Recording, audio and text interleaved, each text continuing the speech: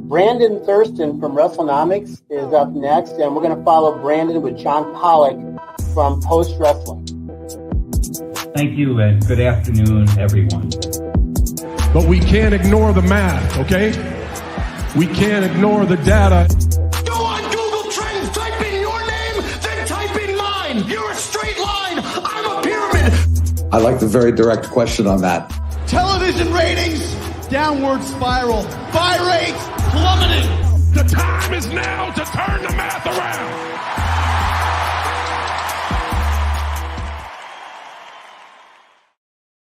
We are live with this week's edition of Pollock and Thurston. I am John Pollock, joined by the man atop the Wrestlenomics mountain himself, Brandon Thurston, who is here with us. And Brandon, just 24 hours ago, we got the announcement that TKO would be reporting their first quarter earnings and choosing the very convenient time of a 5 p.m. Eastern call on a Wednesday evening, thus avoiding very our show. Yeah. However, the coincidence that it is CNBC knowing exactly when we are going and getting their story out about an hour in advance of our show. So you win some, you lose some. Yes, we have a new article here that was just published, I don't know, less than an hour ago. I'd have to look at the timestamp. 1:49 p.m., so just over an hour ago. NBC News, not CNBC, although we do have Alex Sherman, who is with CNBC, who's on the byline here, as well as Chloe.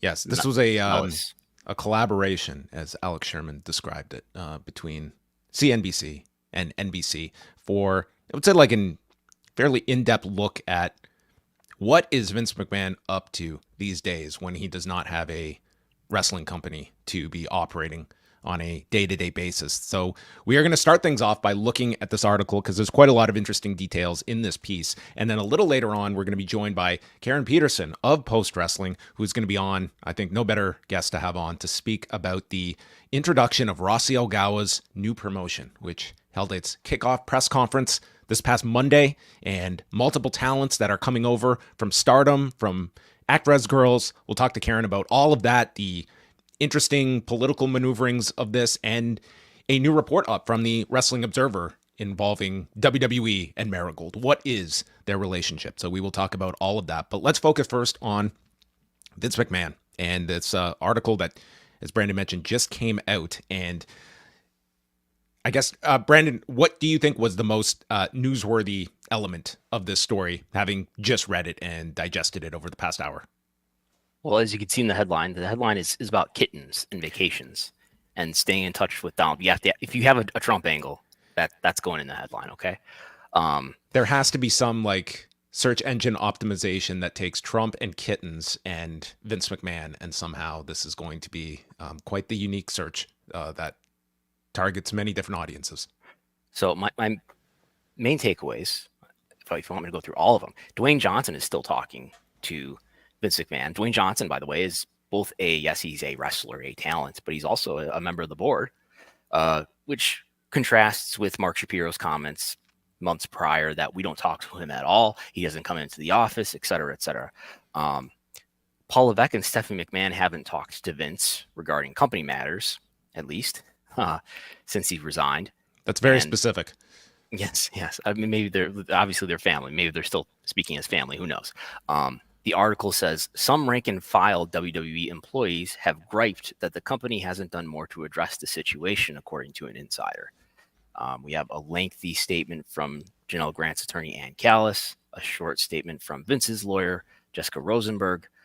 Vince doesn't believe that he'll be criminally charged as a result of the federal investigation that's going on, and he believes that the Grant lawsuit will be settled out of court, but Ann Callis denies that there have been any settlement talks with Vince. Yeah, and in addition to that, I think a noteworthy point that people will come out of this is the short paragraph that since he resigned, McMahon has been in touch with Dwayne "The Rock" Johnson and John Cena. Sources said Johnson and Cena, both Hollywood superstars, are two of WWE's biggest success stories. And they did mention the recent comments from John Cena on Howard Stern regarding Vince McMahon that we covered a number of weeks ago when Cena was doing some of the media rounds, and I would say spoke most openly on Howard Stern. And on that interview, sounded very divided in the sense of you would come away with that interview that this was not someone that was cutting ties with Vince McMahon, but stating that he is a big advocate of accountability.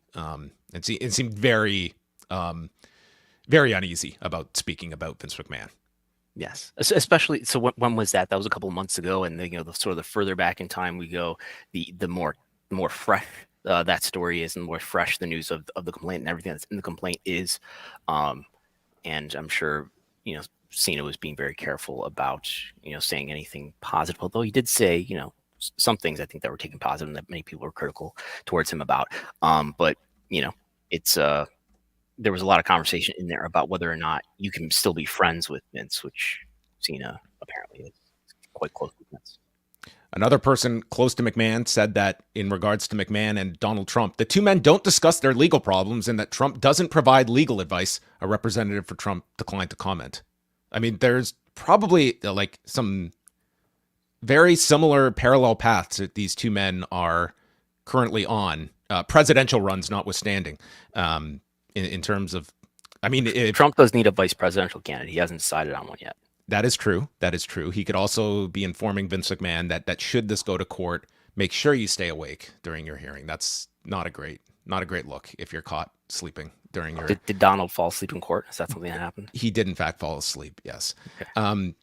Yeah, but to get back to kind of the focus of this article, I think that you can definitely take away the idea that, again, WWE, they do mention in the article they are defendants here, but I would be really curious to kind of take a poll of people that are aware that WWE are defendants in this case, because I think a lot of people this has very much been painted as like Vince McMahon, this individual that has been accused of this, that has been excommunicated from WWE/TKO, and that this company has now moved on from him. But I think it is worth the reminder at times that there were multiple defendants listed on this lawsuit, from Janel Grant, John Laurinaitis, and WWE accompanying Vince McMahon on that side. And I mean, this is a news article from an independent news outlet, sort of, right? We should keep in mind, and I think it is pointed out here. They do disclose the connection here, obviously, with NBC and their ties with WWE. That is disclosed in the article. And the number one customer of WWE is NBC Universal because of TV rights and Peacock and other things. Are there some positives here if you're WWE and you're just thinking about WWE messaging here? Are there some positives here? I think so. They probably view at least some of this as a favorable message, considering. I mean, look at all the sort of their hand that they showed at WrestleMania in terms of this is a Vince McMahon free company now, and you've got at least, well, minus The Rock and John Cena, you've got at least statements out there, or reporting I should say out there, that Paul and Stephanie are not talking to him and others in the company are not talking to him. And it's a better company now. You got these sort of comments from other insiders that sound like employees or whatever, executives saying it's such an easier going company now. Yeah, I mean, there's this one paragraph. WWE is more relaxed since McMahon resigned in January, sources said. When McMahon was still running things, he would come in late in the afternoon and often stay until around midnight or beyond, two current employees said. His office at WWE headquarters in Stamford, Connecticut is unoccupied, but otherwise intact, according to an executive who called it, quote, spooky. He had a reputation for being capricious and quick to fire employees, which generated fear and created a chilling effect, according to sources. Now there's more levity and freedom to make a mistake or suggest an idea, some employees said. The current leadership operates more conventionally, giving underperforming employees a standard progress report and opportunities to improve before taking action, they added. I mean, I don't know how you can't read that as just such a complete disregard of the old regime led by Vince McMahon versus the alternative, that this is a night and day company with the exit of this individual, that we are, from WWE's side, putting all of our negative baggage into this one individual and getting him as far removed from our company. And I'm sure Vince did have a strong negative effect on that company in a lot of ways. Most importantly, as is being argued by Janel Grant and is evident from the series of NDAs that we have knowledge of surrounding sexual misconduct, there's the culture part. There's the creative part and the negative effect that had on the business, which is evident now, seeing how much business has improved since. But let's not forget that part of what Grant is alleging is that 2 major executives in the company who are still there had knowledge of the relationship. NWE's response, they may be able to point to the fact that they had no policy around consensual relationships at the time. And in fact, most companies their size don't have such a policy. Nonetheless, I think it's fair for the public, for staff, talent, and even business partners to demand that when you're Nick Khan, when you're the president of the company, and maybe even when you're the COO, Brad Blum, that you go beyond the bare bones basic policy and, do something to get in the way of the CEO of the company who's involved with an employee who's so far beneath him in the org chart that it's arguably necessarily an exploitative relationship given that large power disparity between them. And those 2 executives are still with the company, and it warrants, at a minimum, questions being asked about what is being done and what has been done to change the culture. We know that there is now a consensual relationship policy, which we reported on. What did they know, though? And what could they have done? What did they do? Did they take any steps to get in the way of this or not? And will they be asked those questions? I mean, these are not people that are, Matt Bellany didn't ask Nick, right? No, I mean the Vince McMahon aspect was limited to, I believe, one question in that interview, and to my knowledge, that's the only interview that Nick Khan has done since the Janel Grant lawsuit was filed. He did speak with Pat McAfee in relation to the Netflix announcement, but that was 2 days prior. Yes, which is quite the week as we go back in time. That week in January. Yeah, I guess, and to go further here. Somebody raised, I think, a thought-provoking question, and it is around this subject, and maybe I just responded to it, but is it okay now? Should we now morally judge WWE based on these executives, this executive team going forward? And can we say that, look, Vince had a tremendous effect on this company. He was the patriarch of this company for 40 years. His influence was overwhelming, and he's resigned now. He's apparently completely separated from all aspects of the company, although he is talking to one of the board members apparently. But can we just judge the conduct of this company going forward? Just everybody who's with the company, TKO, can we just judge it on what they do now? Or do we still need to hold them responsible for things that were done before Vince resigned? I've given this one a lot of thought because I give certain latitude to the fact that the Janel Grant lawsuit was beyond eye-opening because we went from kind of broad accusations that were brought out in the Wall Street Journal reporting to specifics and getting into just unquestionable evidence in the sense of text messages of just that alone has been a cause for them to believe that Vince McMahon does not occupy a position in this company just based on the text messages. I am sure that there were many, if not all, people around that company that read that lawsuit that even were aware of discretions that could not have fathomed the level of what was alleged by Janel Grant. That said, this is not the case where all of a sudden this dropped on our laps in January of 2024 and we were learning about all of this at it's almost like this weird timeline that January 2024 for some was like sort of your demarcation point. Well, we had a year and a half of reporting prior to that of allegations against Vince McMahon, of NDAs that had been signed, of in regards to like coercing a female talent into oral sex, to settling with Rita Chatterton, that those being allegations that go back to 1986.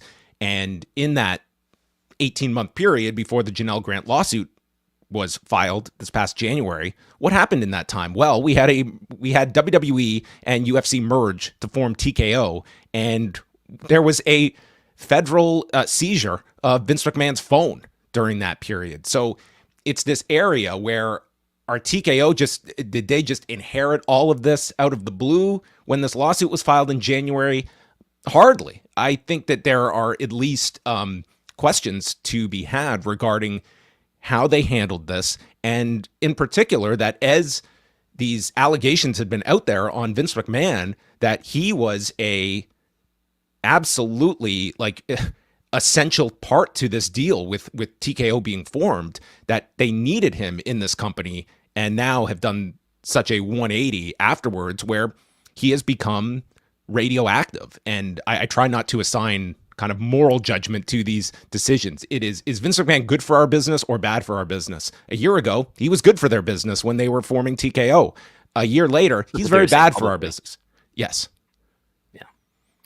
I wouldn't, it's kind of conspiratorial to think, but I wouldn't rule it out that there's people in the company, including the highest level executives, who recognized that Vince had many negative effects on the company, to the culture, to the creative, maybe to other things involving work life that are alluded to here, and saying how it's a more relaxed company.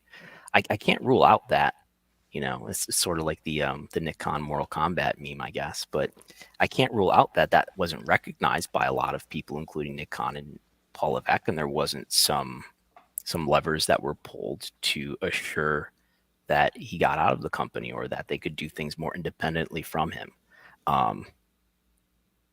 Saying that, though, we know that there are allegations of sexual misconduct in the company that go beyond Vince, that go to John Laurinaitis. There was an NDA involving John Laurinaitis before Janel Grant that we know about as well, that Vince was involved in paying for.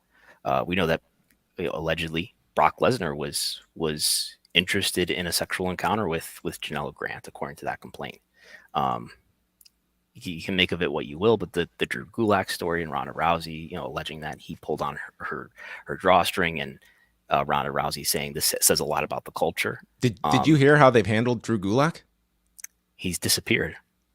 He was pretty much like quietly eliminated from the group last week on NXT. His name was removed from the video as the No Quarter Catch crew came out. Last night, there was a segment with the No Quarter Catch crew and Tony D'Angelo and the family, who now are looking to collect from the No Quarter Catch crew after they handled one of the members. So they have, in storyline, you are led to believe that they have killed off Drew Gulak. He's sleeping with the fishes. That is how they were addressing it on Tuesday night on NXT. Okay. If I could finish the point, I guess I can't rule out that there wasn't some thought and effort towards getting Vince out of the company, or at least less involved in the company. But also, I look at Nick Khan, who's, very employable elsewhere. If the consequence for people, interrupting Vince McMahon's abuse of employees is that, they might lose their job. I mean, Nick Khan is loved by at least the sports media world, and I get the impression that he would have very little trouble finding a comparable job elsewhere if it came to a consequence of him losing his job or not. And you could argue even, getting in the way of misconduct would prove even further what a good executive he is. But we just don't know the story there. And I think that the fear, if that's the case, if something like this is in the realm of what's happened, there's too much cost in being publicly honest about Vince. Clearly, there's benefit in talking around it, having Stephanie come out and say this is better than all the other WrestleManias because this is the Paul Levesque era. But there's too much risk, apparently. I don't know what it's going to do, or there's just personal relationships that they don't want to risk damaging. There's all those things. Plus, it's hard to believe that Paul Levesque, in his many decades of being with this company and working with Vince, was not aware of some wrongdoing and improprieties. In the context, we have 7 NDAs that Vince has had various women agree to surrounding sexual misconduct. So what was he aware of? But again, I think they're perhaps afraid of being too honest about it and reaping whatever consequences come with that. I would agree.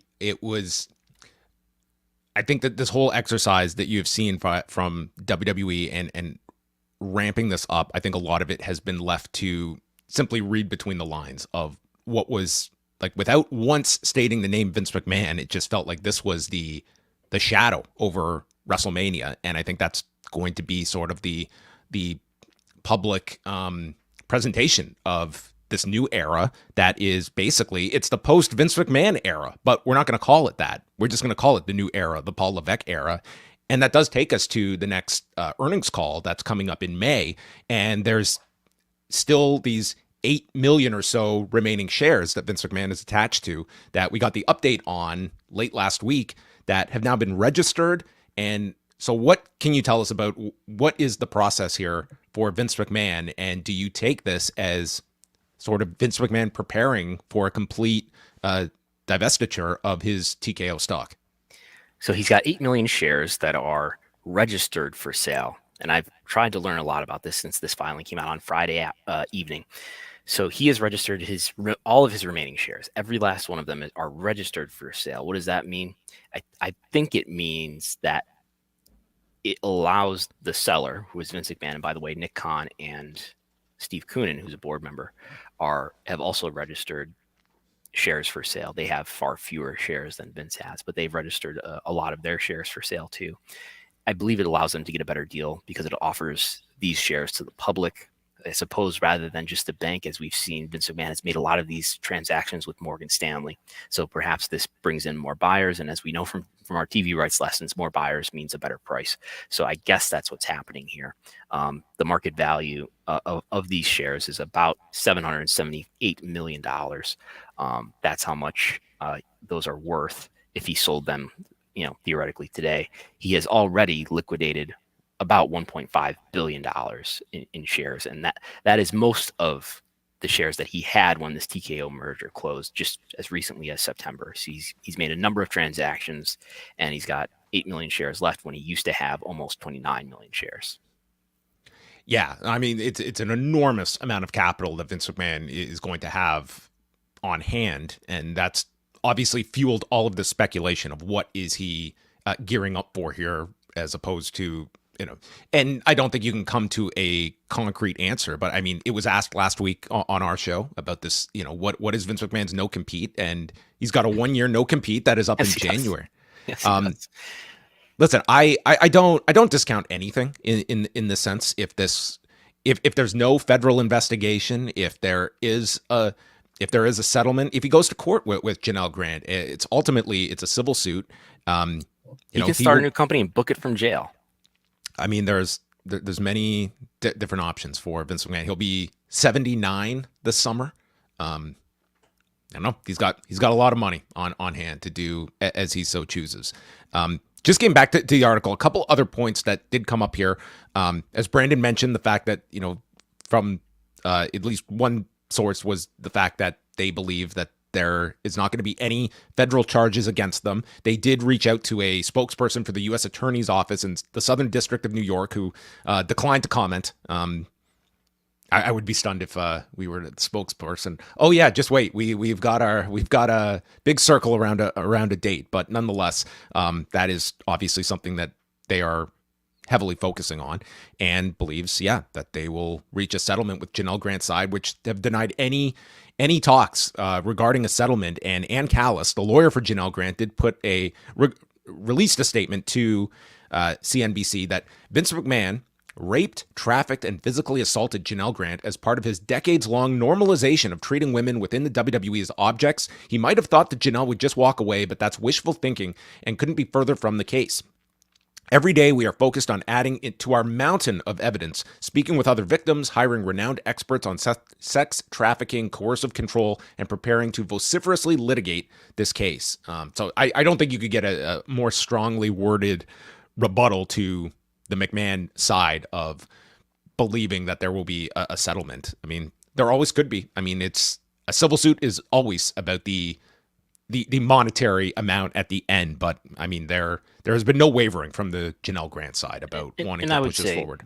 We're very early in this case. All we really have is a complaint. Now we did learn today for sure that all three defendants were given their waiver of summons on March 15th, which means they have to respond by May 14th. And the first step here is probably going to be the defendants saying this NDA was violated. There's a dispute about this NDA, and this NDA says that when there's a dispute about this NDA, it's supposed to go to arbitration, which means none of us can see how this is dealt with. And Grant's side has already raised in the original complaint that there's like 4 reasons why this NDA shouldn't be enforced: because he broke it by stopping payment, because of the Speak Out Act, which is supposed to invalidate NDAs when it comes to sexual misconduct and sexual harassment. And there are other reasons that escape me that are also raised. But that's probably going to be the first big step and the first big ruling that this judge is going to have to make about whether or not this NDA is enforceable or it's not. Yeah, and I would say the only other thing, I mean, in the I article, guess my point is just to add we're probably not going to get a settlement until at least that happens, till we know how far this is going to go. Yeah, and the article just did note that currently Stephanie has no involvement in the company, which was reported by PW Insider right after WrestleMania weekend. Will that change? Will that evolve? Possible. I mean, there was certainly. Like you could look at, putting Stephanie out there, like what kind of reaction was she going to receive? And I mean, it was largely a positive one, I would state, from the audience that view her very separately from, having a McMahon attached to the company that seemed to be embraced in terms of that cameo at the start of the second night of WrestleMania. And logic would dictate that she is, if she does find a role with the company, I don't think it's going to be too surprising, but there is nothing, at least of any on paper involvement with the company. Right. And in the year plus since she's been gone, it's not like she's gotten a new role in a new company. We're not really sure what she's doing day to day. So it wouldn't be surprising if she does come back to the company at some point. All right. Well, there you go. That is great reporting from CNBC and getting an update on the latest with Vince McMahon. So now we will focus things on a couple of other stories before we get to our guest, Karen Peterson, who will be joining us. We talked about Vince McMahon's stock situation, and I guess as you're looking ahead to this next earnings call, as much as we're talking about, this is so much of this exercise that we seem to be observing from WWE about moving to the post Vince McMahon era.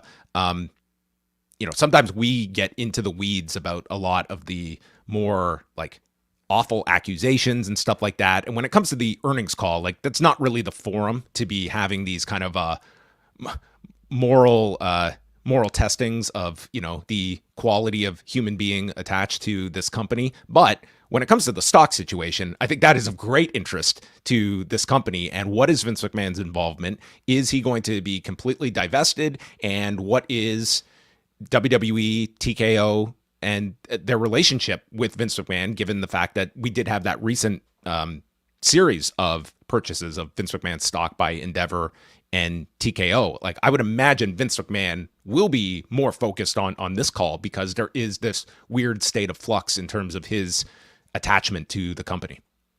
Yeah, and I think there'll be questions about, hopefully some clarification about whether Vince has expressed to them whether he's going to sell all of the remaining shares. On the previous earnings call, Mark Shapiro was pretty clear, I think Ari was too, that they're not having discussions, sort of a precursor to what he said later at a conference, that they're not having discussions with him about what his intentions are with the shares. Now that we've got a registration filing showing that he has registered all of his remaining shares for sale, hopefully they'll tell us something new if they know anything new. Yeah, and I mean, it sounds preposterous, but I mean, like it would not surprise me at all on one of these calls about asking about the idea of Vince McMahon getting back into the professional wrestling business. I think that is right up the alley of a kind of question that would potentially be thrown at them. I wouldn't expect. He's got $1.5 billion. What's he going to do with it? You would think it looks like he's gearing up for some new business, perhaps, plausibly. I mean, you can look at that, and do I believe that Vince McMahon would have a successful return to the professional wrestling industry? Probably not. But the idea that he would, if we're talking a year removed from the lawsuit being filed, could this guy navigate his way back when you've got this amount of capital? I never underestimate when there's that level of capital involved and an industry that is very forgiving when it comes to financial reward. That would work alongside of Vince McMahon. Step one is you need a TV deal. Can he get a TV deal? I would say if he's certainly got the connections and relationships, right? But is he too toxic to go there for anybody? I would like to say yes, but or sorry, I would like to say no, that he would be able to obtain a television deal, but I cannot say that with certainty. The Slim Jim doctrine has dictated that he's too much for some sponsors, at least. And so it raises the question about if you had a Vince McMahon ran wrestling show on your network, how hard is it going to be for you to sell ads? And it's we could really get into some fantasy booking situations here, but there's definitely a challenge there. Let's quickly wanted to go over AEW put out their pay-per-view calendar for the entirety of 2024. So they have Dynasty this coming Sunday, and that will be followed by Double or Nothing, the usual Vegas show, Memorial Day weekend. Forbidden Door will be on Long Island, New York at the end of June, which we'll get to a super chat about. Interesting timing there in the New York market. Of course, they will have July off from AEW pay-per-views and come back with All In and All Out on back-to-back weekends, August 25th and September 1st.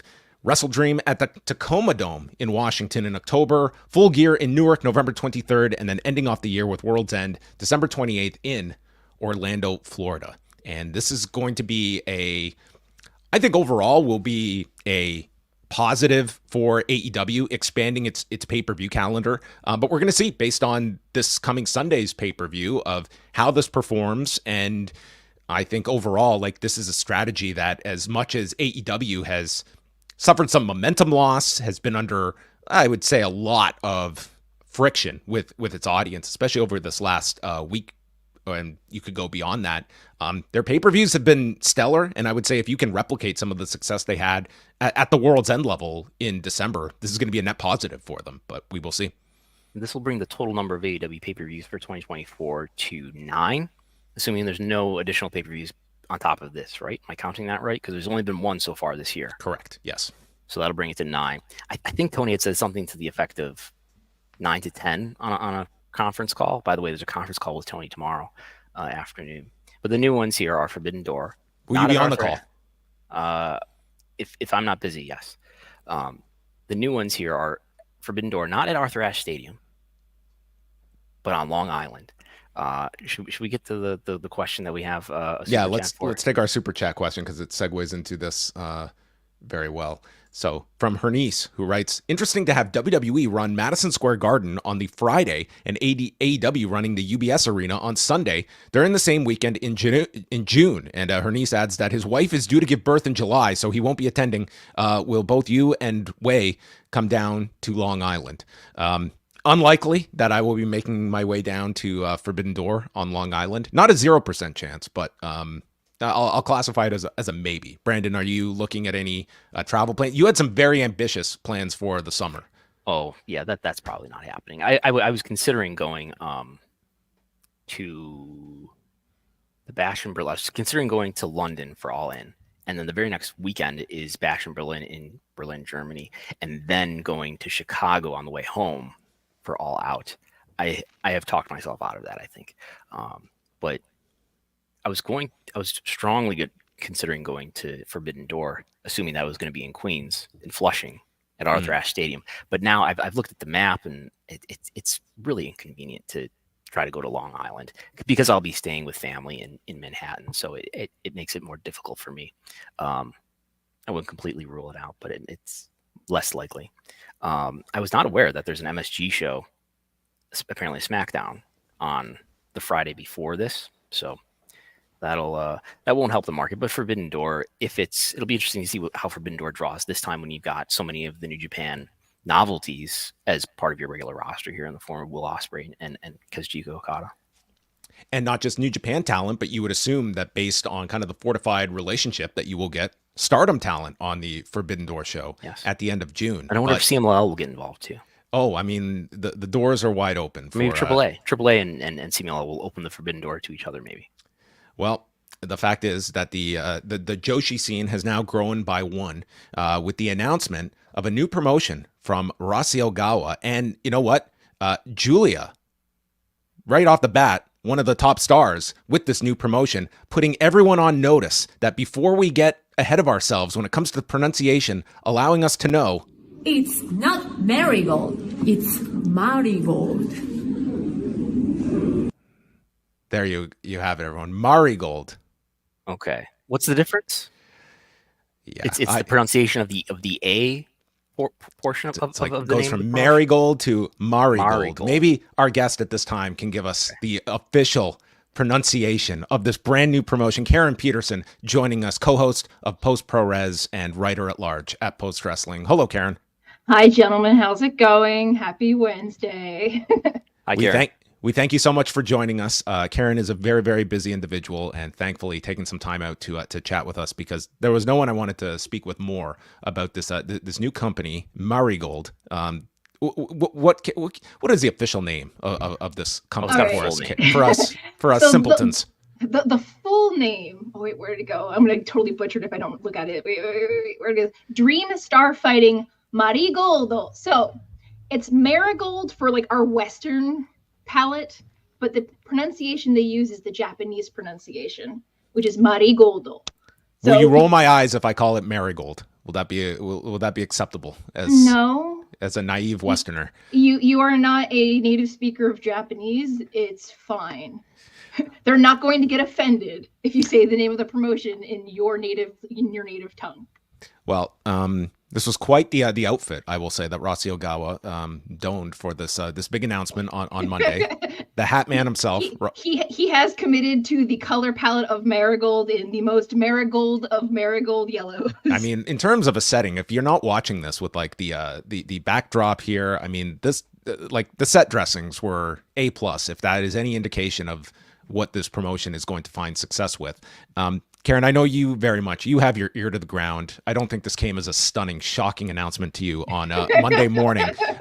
But as we are 48 hours removed from this announcement, why don't you explain like the significance of this and how this is going to impact the Joshi scene, especially for some people that maybe don't fully understand kind of Rossy Ogawa and his impact on this scene going back decades. I mean, Rossy Ogawa has been in the game since, probably before I have been born. He's been in it for a very long time. And he, along with Nanae Takahashi, who was one of the announced core talent at this press conference, were two of the three original founders of Stardom in 2010. The third being one Fuka Kakimoto, who showed up with 6 girls from Actress Girls during this press conference. So it's one of those things where it's like kind of a reuniting of the Musketeers, in the sense that a lot of people who have history in Stardom are now coming together as one after their paths have diverged in different directions.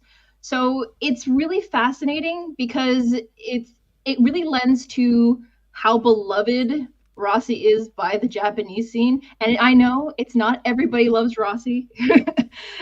People have everybody has their own personal opinions and a personal approach on it, but he truly has a mind for the business.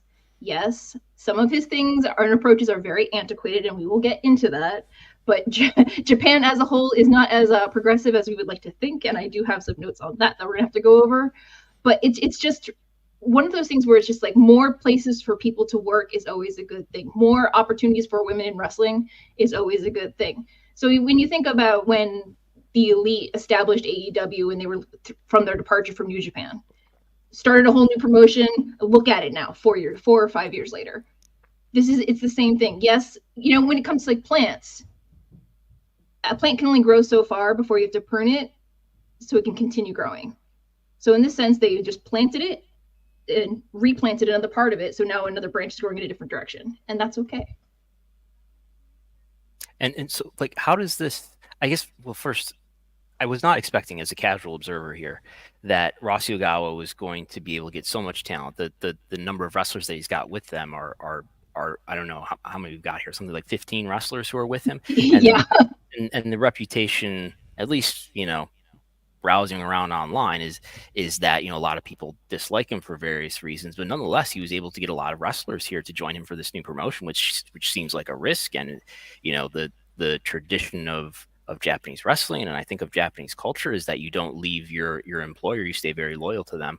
But nonetheless, he's been able to get a lot of wrestlers to go with him. Why am I surprised by that? What is going on there? Well, one of the things is that you mentioned loyalty. Loyalty doesn't necessarily maintain only to a company that you work for. It could be to the person or people who gave you an opportunity.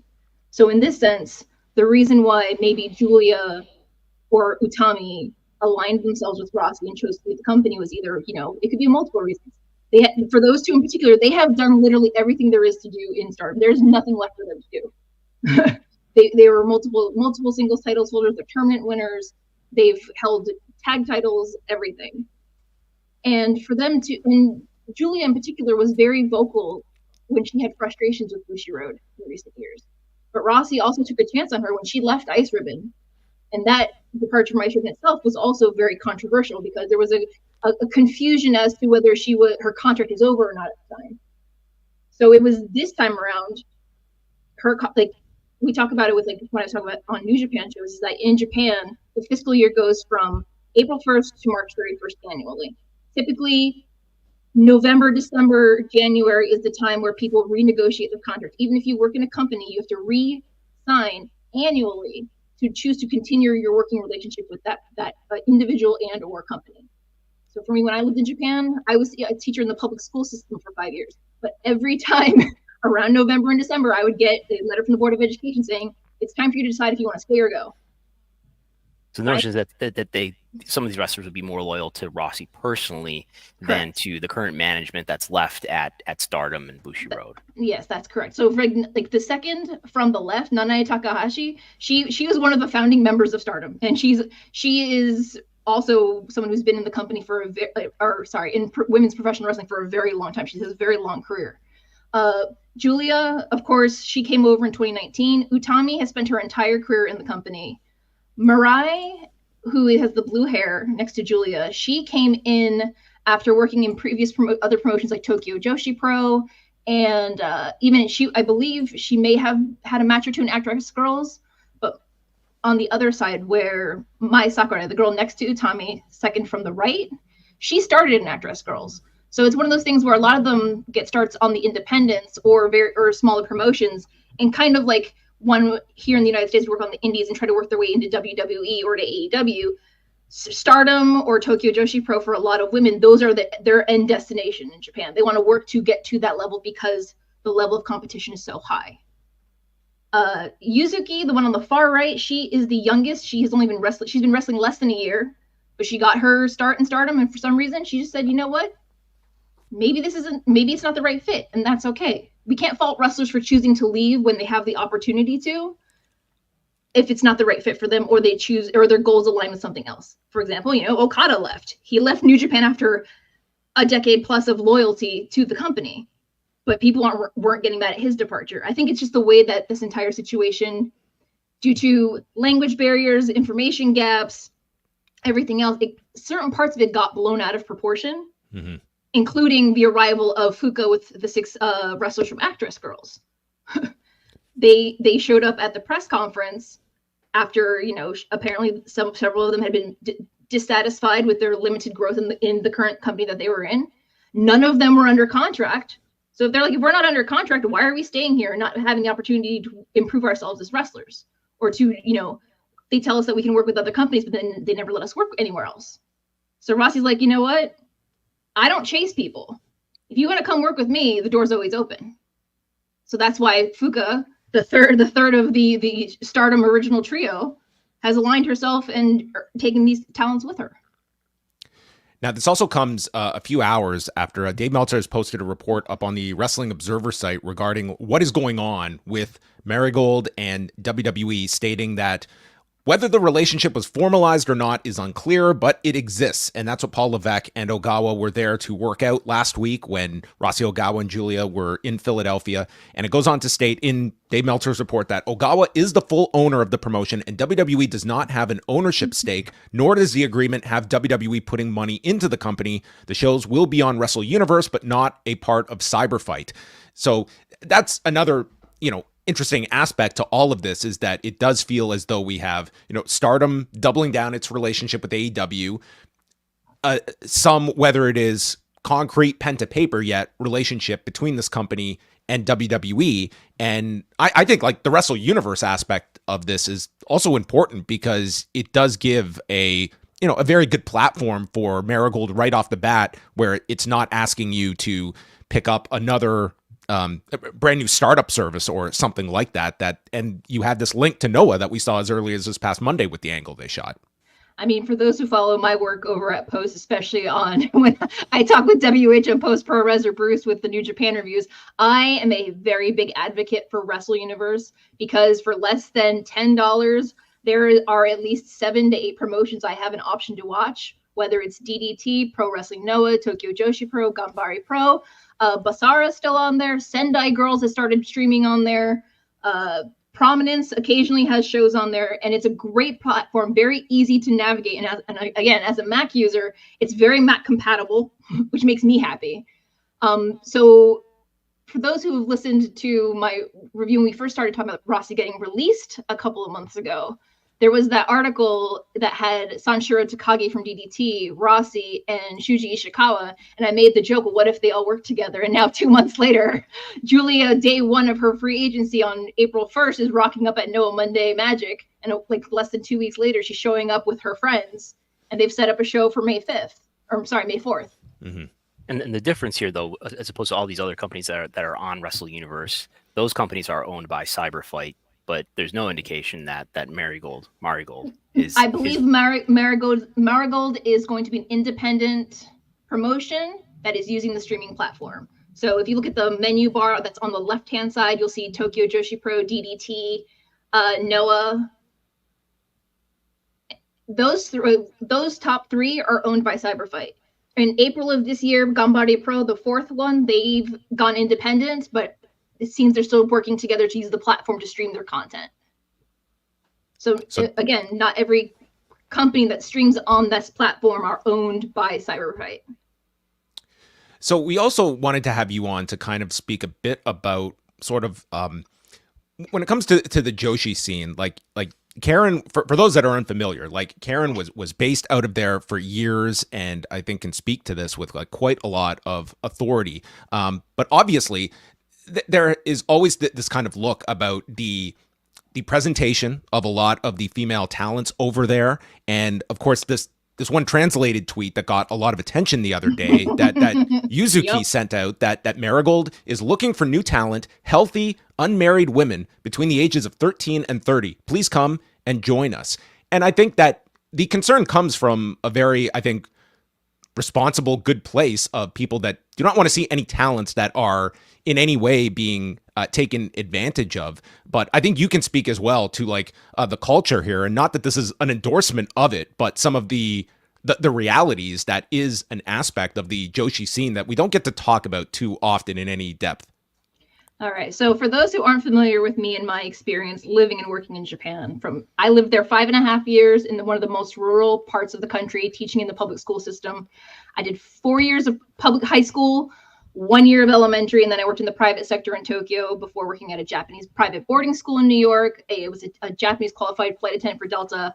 I've been very involved and very connected with Japan pretty much since the time I was 23 years old. So a lot of what I'm going to say, you have to understand, I don't necessarily agree with it, but this is the situation and the society of Japan as it is. So for those who don't know, Japan is a G7 country, but they are also exceptionally behind the times.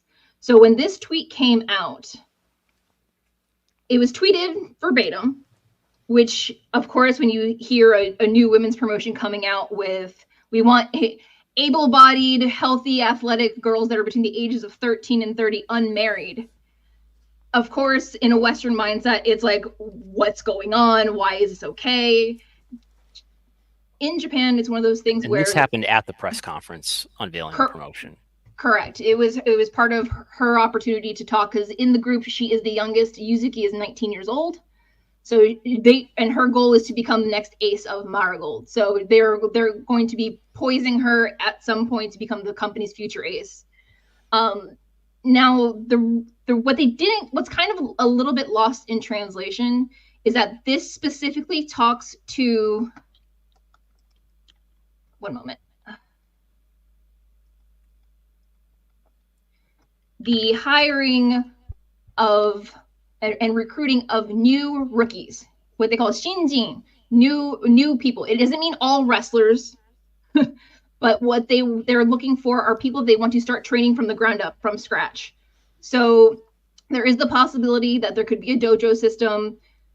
but the approach that they're wanting to do is, one, I'm fairly certain there's going to be parental consent. You're not just going to have a 13-year-old rocking up there without any parental consent, because in Japan, the ages of consent and the ages of what's considered an adult and not an adult, it's very staged between the ages of, they were revised in current years, but like up until last year in June, for those who are keeping track, the age of consent for a girl to get married was 16.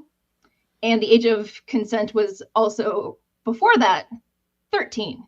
So you have to understand that Japan is very behind the times in revising a lot of their regulations for women's equality, legal things like, buying a car, drinking alcohol, promotions within jobs, and such like that. So it's one of those things where the approach that they're taking for this trainee system, it's kind of like competitive sports, at least in the United States, where it's not like you play one sport in the fall and one sport in the spring.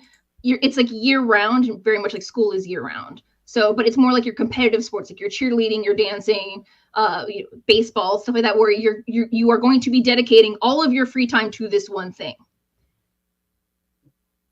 Unfortunately, while there is the growing movement within Japan for women to also be the ones to have it all, where we can have a family, have a job, have a career, have kids, it's still a new concept to many people over there.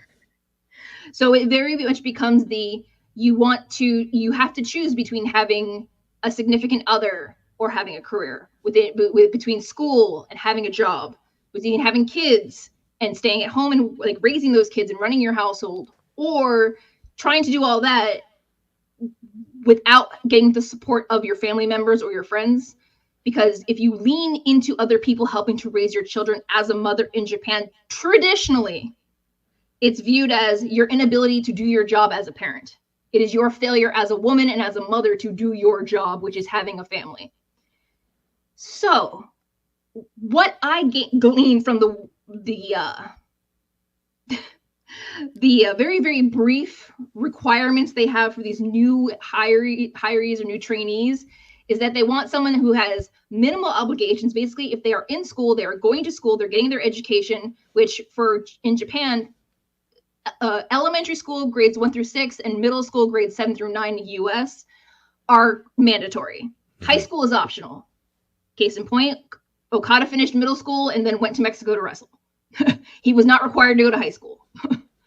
So they want people who are free. If you're a Japanese housewife or married with children, your children are your focus. You are, you're preparing, making sure that they're doing their homework, that they're doing their chores, that they're running the household, that meals are on the table, lunches are prepared. Weekend obligations for school are always going to be a thing, whether it's part of the PTA or sports team. So it's very, very complicated. And again, I don't agree with the wording because yes, you do exclude the opportunity to have lightning in a bottle with one person here or there that could be, be a single mother, or could be married with children, or could be married. But again, it's one of those things where it also feeds into the Japanese idol concept, which is very much even if your idol is in a girl band, a boy band, is a singer, an actress, actor, a lot of them conceal their personal relationships to protect themselves, to protect their partner, to protect their children from those who may develop a parasocial relationship, may want to stalk them.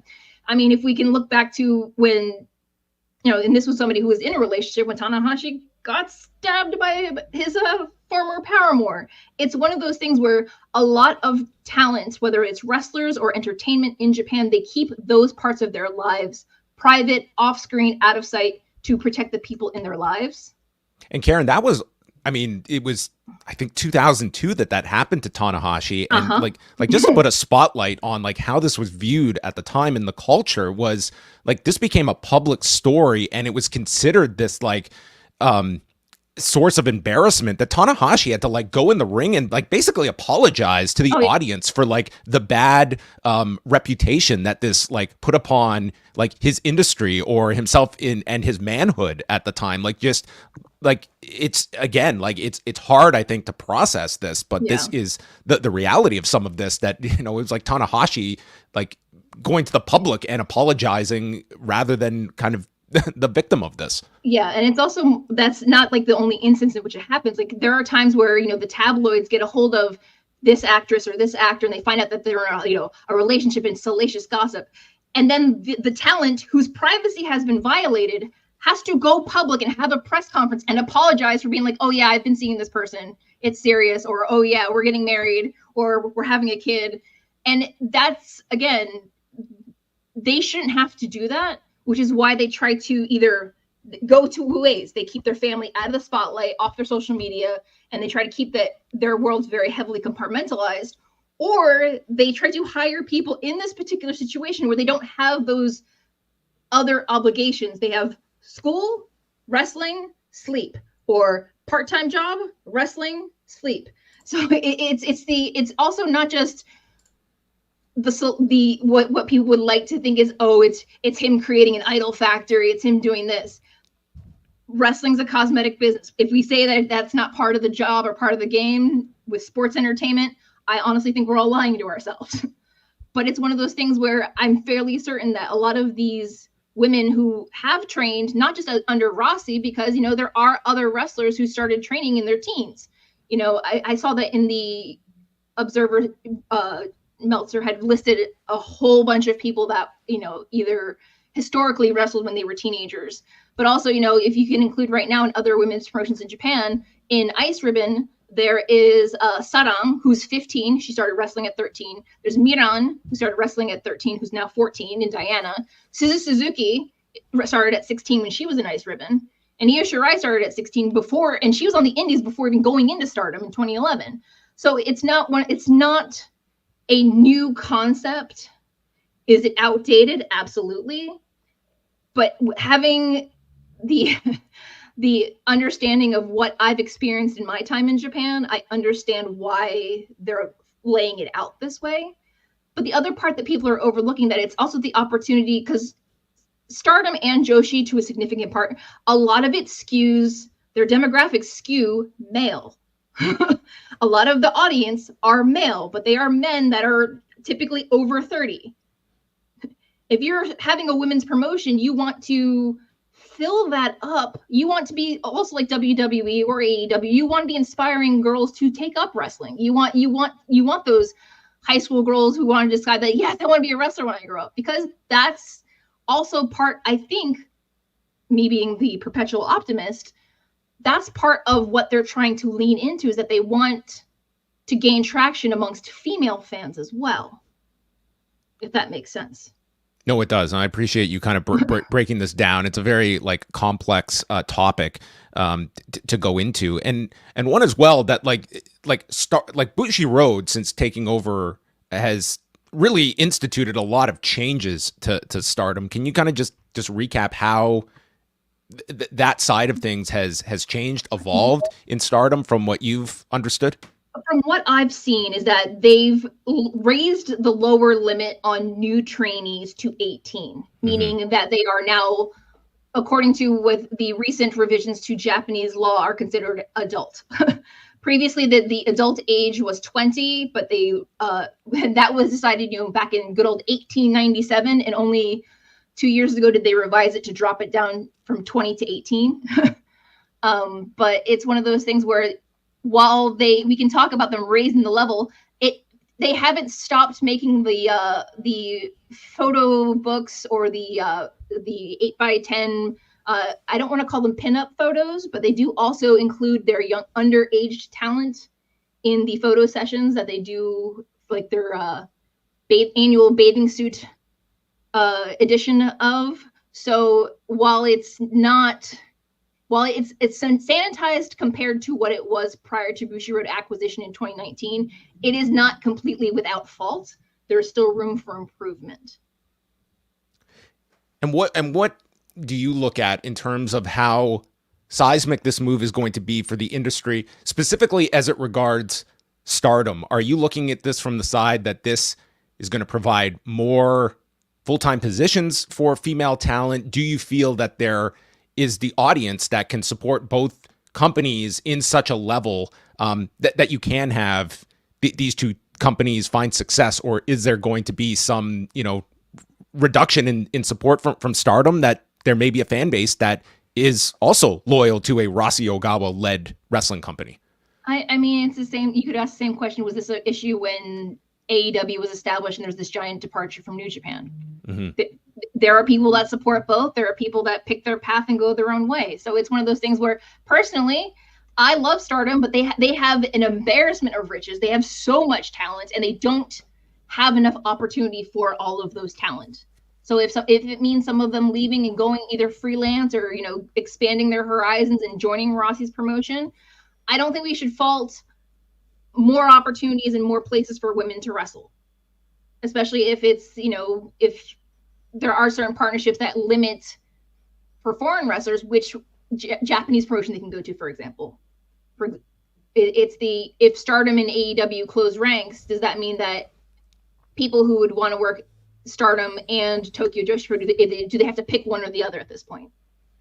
So it boils down to like tribalism, really. It's like, who are you willing to support? And for me, it's like I have favorites in this new promotion, and I have favorites that stayed in Stardom, and I have favorites that left Stardom and went back to WWE. So it's budgeting your time and finding out what works for you. Are you telling me we can't have competing fan bases that just respectfully get along and respect people's different tastes in pro wrestling? Are you telling me something that's... I would love a world where people would just let people like what they like and mind their own business and stop being tribal. But there's still going to be that group that are going to tell you that X is better than Y and the sky is red on Wednesdays. It is what it is. I just want everyone to succeed. Just because Marigold getting started and I'm excited about that doesn't mean I love Stardom any less, because I still love Stardom very much. Just because Okada left New Japan doesn't mean I love New Japan less. It's one of those things where we have a virtual buffet of options. If you go to a buffet, you don't eat all the options. If you do, you're very ambitious and you might get a bit of a tummy ache, but that's okay. It's your choice. Well, Karen, I want to thank you so much for taking some time out, chatting all about things Marigold as we will look ahead. Their debut is May the 20th at Korakuen Hall, and you can do yourselves a favor and keep up to date on all of Karen's great work up on Post Wrestling with Post Pro Res. She does monthly New Japan reviews with Bruce Lord, and of course Dream Slam Monthly, which is your once a month digest into everything in the Joshi scene from company to company. Karen's got you covered. So, Karen, anything else you want to throw out there for people to check out that you're working on? Oh, right now, there are some irons in the fire, as it were. So just, hang around Dream Slam Monthly and see what's going on. Maybe check out the Post Wrestling Cafe. You'll have to hang out with us. That's all. That's a perfect tease for everybody out there. Well, thank you so much, Karen, and we appreciate you very much stopping by on the show today. No problem, guys. I'll talk to you soon. Bye. All right, Karen Peterson joining us to speak about this. So I didn't even really get to get some of your thoughts, Brandon, as someone that, has your eye on all the different scenes in the world. Like, what did you just, especially from the side of like the WWE and obviously having some form of a relationship with this company, what you could see this maturing into and what it means when... Yeah, essentially, WWE and AEW, they have their alliances now between these two competing promotions in Japan. We saw the beginning of a little bit of it, right, with Nakamura going over to work with Kishimoto around his retirement, and that was early 2023, right? So we're into the sort of post Vince period there. At least him not being as involved in creative and probably putting his foot down on any sort of cooperation with any other companies. But it does point to some awareness and motivation in WWE to try to make relationships with other companies, which is, I mean, really since the 90s, right, is pretty unprecedented for WWE. WWE used to have relationships with All Japan in the late 90s and New Japan in the 80s, right? Yeah. Where in past guest Brad Baluchian outlined in the book was their accountant was like, wait, we're just sending talent to New Japan? Let's get some money out of them. And that was pretty significant in advance of the first WrestleMania, was New Japan suddenly paying like a pretty premium fee to have this relationship with WWF. And I guess it extends to like all their developmental territories where they had relationships with IWA Puerto Rico, right? And of course Ohio Valley, and they've sort of taken it all in house, over the last since the last 10 years or so. But yeah, I guess you look at AEW having more of a relationship here with Stardom, and they want to have some sort of relationship with women's wrestling, especially in Japan, because there are so many strong wrestlers who are women in Japan that could really help WWE, I suppose. So it'll be interesting to see how the politics play out, I guess, when it comes to who's making relationships with WWE and who's making relationships with AEW.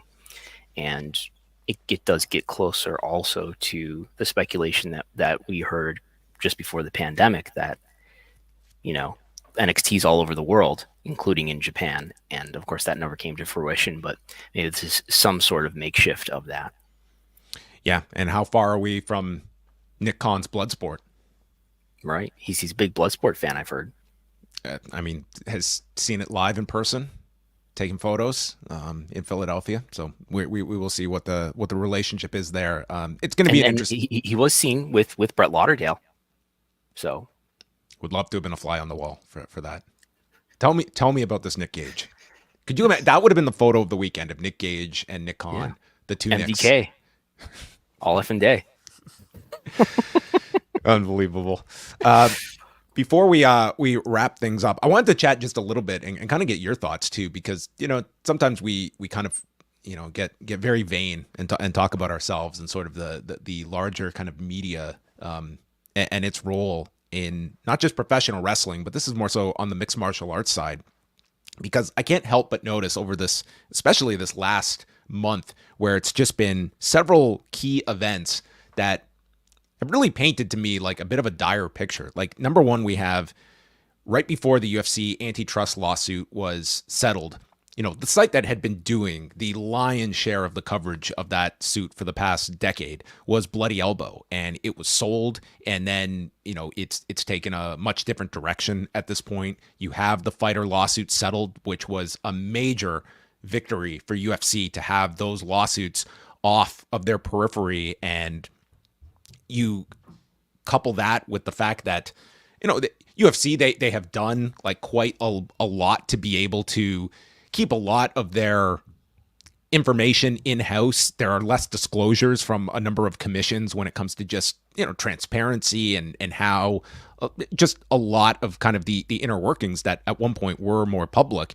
And then you look to this past weekend and Mark Raimondi, who has been doing a lot of serious journalism in MMA throughout his career for over a decade. He's staying with ESPN, but now moving to become a beat writer with the Atlanta Falcons.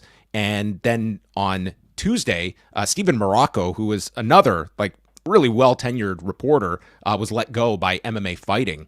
You're seeing like some key people that are leaving the space that were doing I would say the hard journalism in mixed martial arts. And, we can certainly contrast this to professional wrestling, but it does give me like a concern about where this is going. There has never, I felt, been a period where there, like, beyond your own personal belief that transparency is important and holding major companies to account is of importance. If you don't come into this industry with those ideals and those hopes, like, it's not as though this is a lucrative avenue to be taking up in media.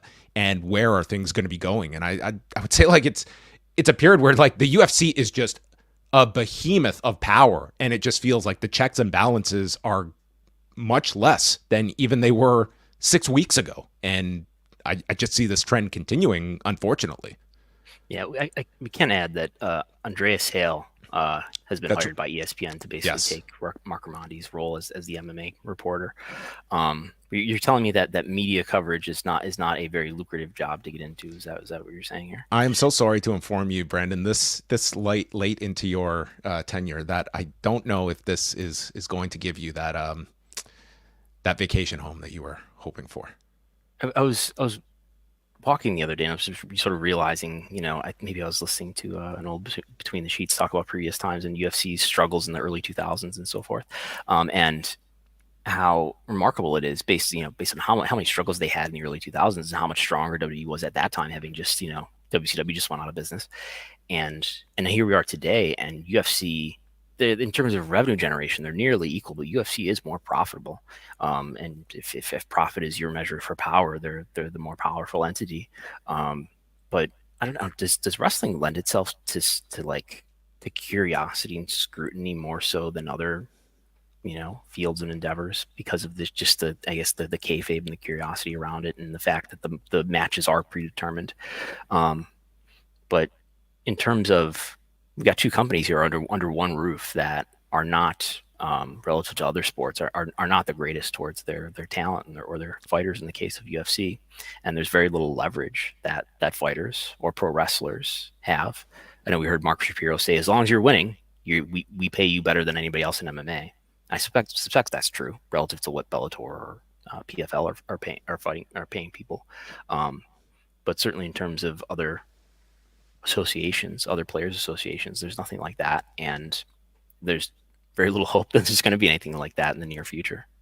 Yeah. I mean, it's just somewhat just like dawned on me, like being in this space as long as I have and being familiar with sort of the ebbs and flows of just the overall, like, not to say that MMA media is like in this horrific spot, but I certainly just have seen like some of the most like significant reporters that have been like ostracized from the industry. Like if you want to go back to like Josh Gross, who, I mean, that's a guy who should be covering MMA on a day-to-day basis, but was unable to attend UFC events and had to really struggle just to, continue in this space. There's very few people that, you look at and Josh Gross, he had his issues with the UFC. And then of course, Ariel Helwani, everyone associates, that one big incident at ahead of UFC 200 when he reported the Brock Lesnar story. Yeah, exactly. And, in the fallout of that, him and two of his coworkers were thrown out of the building. And the idea was that, you will never be back here. And it was only because there was this groundswell of support over this that they were brought back and restored their credentials. But if you're a young reporter that's getting into this, and the idea of reporting on fights, like, what do you take from that experience that you have nowhere near the level of notoriety of an Ariel Helwani that's going to get that attention? It tells you not to even chase these stories from the get-go. And how many people that, a lot of reporters get into this by being fans first. And if you're observing all of this from the outside and now you're entering this industry, like, it's almost telling you like what stories to chase and what not, as long as you want to have access here. And as long as these bigger sites are valuing your access to be able to be credentialed and go to events, that's a premium for us hiring you, then you're explicitly telling people to, you can report, but you go outside the lines, you're of no value to us. And I think that's a really dangerous spot. And I just don't see that curbing itself. Like I compare it to pro wrestling. Like I just feel like there's certain aspects that, you are, I can say, like, you are not necessarily incentivized to go after some of these, tougher stories. And I think that's a really depressing thought that I just don't know where this is going to be in like 5 years' time, and how many people are even going to be choosing to go down this road. I can't help but think this is turning into a therapy session for me, Brandon. Make me feel better. I can't help but think of, is it a book, Manufacturing Consent by Noam Chomsky, in that the point that he's raising there is that media companies, that is journalism companies, if you will, are controlled by corporate interests. I mean, ESPN is controlled by Disney, which has a deal with UFC in this case. NBC is the biggest partner for WWE, as we just discussed. And the people who get to be the reporters, or who get to have a column or something like that, they think they're being honest, and perhaps they are. But the only people who get to have those kinds of positions are the kinds of people who have the agendas and the opinions that are palatable for the corporate interests that are involved. And the people who actually drive transparency, the argument goes, the people who are actually doing real reporting that's taking power to account, they're hidden in the shadows, like us here in the shadows here on Post Wrestling and Wrestlenomics, perhaps.